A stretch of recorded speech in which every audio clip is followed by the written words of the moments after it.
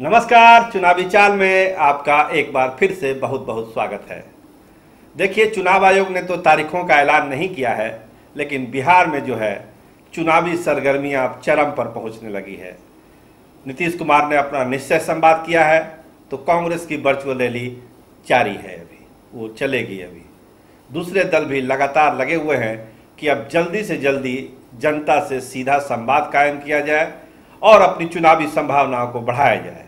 लेकिन इस बीच हम बात करना चाहते हैं आपसे चुनावी चाल में कांग्रेस की राजनीति की, कि कांग्रेस इस समय कैसी दुविधा में है और कैसे कैसे कदम वो उठा सकती है अगर राजद के साथ उसका तालमेल ढंग से नहीं बैठ पाया। जब हम ढंग से बात करते हैं तो सीटों की संख्या पर बात करते हैं कि वो सीटों की संख्या क्या हो जिस पर कांग्रेस को सुकून मिलेगा कि एक सही तालमेल उसने राजद के साथ किया है। तो दो तीन सवाल हैं अभी कांग्रेस खेमे में। सदाकत आश्रम में जब आप जाएंगे तो इस तरह की चर्चा बहुत जोर शोर से सुनने को अब मिलने लगी है कि क्या कांग्रेस और राजद की राहें जुदा हो जाएगी। क्या मीरा कुमार कांग्रेस की तरफ से मुख्यमंत्री की दावेदार और नई प्रदेश कांग्रेस अध्यक्ष हो सकती हैं। क्या बिहार में एक तीसरा मोर्चा बनेगा। तो ये कुछ ऐसे सवाल हैं जो आपको सदाकत आश्रम में सुनने को मिलेंगे। कांग्रेस के बड़े बड़े नेता खुलेआम तो नहीं कहते हैं, लेकिन ये कहते हैं कि समझौता सम्मानजनक होना चाहिए। बराबरी का तो संभव नहीं है, लेकिन सम्मानजनक होना चाहिए, क्योंकि कांग्रेस की ताकत जमीन पर बढ़ी है और कांग्रेस पर लोगों का भरोसा खासकर बिहार में बढ़ा है। तो कांग्रेस करेगी तो करेगी क्या। देखिए, राजद के बारे में आप जान चुके हैं कि 150 सीटों से कम पर वो लड़ने के लिए तैयार नहीं है। वो उसकी स्ट्रेटजी आज से नहीं, ये 6 महीने पहले से बनी हुई है और इसमें कोई फेरबदल होगा इसकी संभावना नामात्र के बराबर है। कांग्रेस को लेके राजद की जो राय है वो राय यही है कि 45 से 50 सीट कांग्रेस को दी जा सकती है और ऐसा लगता है कि कांग्रेस के कुछ तबकों में इसको लेके बेहद नाराजगी है, क्योंकि कांग्रेस ने 110 से अपनी संख्या शुरू की थी और वो घटकर 80 तक पहुंची है और कांग्रेस चाहती है कि 80 सीटों से कम में कोई तालमेल आरजेडी के साथ नहीं किया जाए, नहीं तो फिर कार्यकर्ताओं में काफी गुस्सा होगा, काफी विरोध होगा और पार्टी को इसके गलत नतीजे देखने को मिल सकते हैं, क्योंकि चुनाव में तब कांग्रेस के कार्यकर्ता करीब निष्क्रिय न कहीं हो जाए। तो ये डर कांग्रेस को सता रहा है। तो अगर कांग्रेस कोई सम्मानजनक समझौता आरजेडी के साथ नहीं कर पाई तो वैसी स्थिति में मीरा कुमार, जी हां, मीरा कुमार एक ऐसा दलित चेहरा है जिसको कांग्रेस उतार सकती है एक तीसरे फ्रंट को बनाने के लिए।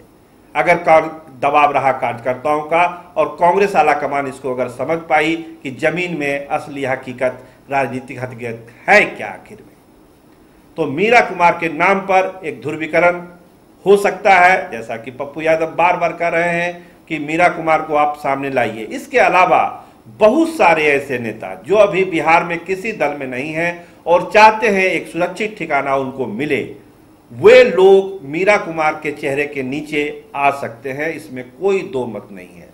यूडीए से बहुत सारे दल जुड़े हुए हैं, हो सकता है कि यूडीए के साथ एक तालमेल कांग्रेस का हो जाए और वो सारे अलग अलग दल जो उससे जुड़े हुए हैं, 10 से 15 दल जो यूडीए के साथ जुड़े हुए हैं, वैसे दल भी कांग्रेस के झंडे के नीचे अलायंस के तौर पर आ सकते हैं। तो संभावना बहुत बड़ी है। जरूरत है एक रिस्क फैक्टर को लेने का। वो रिस्क फैक्टर कांग्रेस उठाती है या नहीं, ये देखना पड़ेगा। लेकिन जो राय है कांग्रेस की वो तय है, कांग्रेस हाईकमान भी इसी राय में है कि कहा पहले कोशिश, ज्यादा कोशिश और 100% कोशिश इस बात के लिए हो कि राजद के साथ एक सम्मानजनक समझौता हो जाए। इसकी पूरी कोशिश की जाएगी, दिल्ली से लेके रांची से लेके पटना तक। अगर किसी भी परिस्थिति में ये नहीं हो पाता है तो वैसी स्थिति में ही ये जो वैकल्पिक व्यवस्था है मीरा कुमार के नाम पर आगे बढ़ने का, उसको कांग्रेस आजमा सकती है, क्योंकि वही एक ट्रम्प कार्ड है जो कांग्रेस को बिहार में एक बार फिर से जिंदा कर सकती है। मीरा कुमार एक निर्विवाद चेहरा जिसमें कुछ नहीं, काफी अनुभव, लोकसभा की अध्यक्ष रह चुकी हैं, दलित हैं, जगजीवन बाबू की बेटी हैं और सबसे बड़ी बात है कि सबको मिला के चलने की क्षमता मीरा कुमार साबित कर चुकी है। इसीलिए बिहार की राजनीति में उनके आने के बाद एक नया ध्रुवीकरण हो सकता है और एक ऐसा तीसरा मोर्चा बिहार में बन सकता है जो एनडीए और महागठबंधन दोनों की राजनीति को बिगाड़ सकती है, उनके चुनावी गणित को तहस नहस कर सकती है। तो चुनावी चाल में आज के लिए इतना ही। हम लोग इंतजार करेंगे कांग्रेस के फैसले का कि कांग्रेस सम्मानजनक समझौता नहीं होने पर क्या कदम उठाती है। अगर वो मीरा कुमार के विकल्प पर जाती है तो ऐसा कांग्रेसियों का कहना है कि कांग्रेस एक बार बिहार में फिर से जिंदा उठ जाएगी। तो कैमरामैन राहुल राज के साथ मैं सरोज सिंह, धन्यवाद, नमस्कार।